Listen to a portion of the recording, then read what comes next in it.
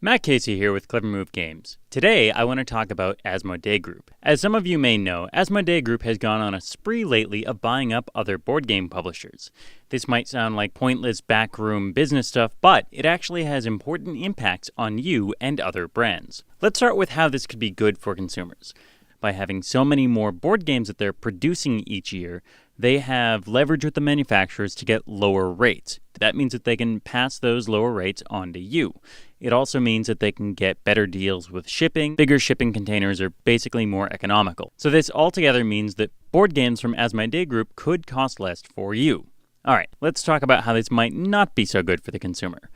By gaining more brands, especially the big brands that they're picking up, Asmodee is positioning itself as the Coca-Cola Company of the board game industry. Now, when you think of the Coca-Cola Company, you think of Coca-Cola.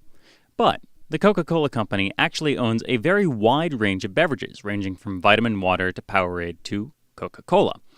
Asmodee, by grabbing up the brands that it has, it's given itself the same sort of range. They can do everything from Timeline on the low end to a Game of Thrones on the high end, and everything in between. This gives them a lot of power with retailers. Asmodee could, at some point in the future, go to a company like Target and say, hey, you have a hobby board game section, and we would like no other publisher to be in there. It's the same reason why when you go to a restaurant, they have Coke products or Pepsi products. They almost never have both.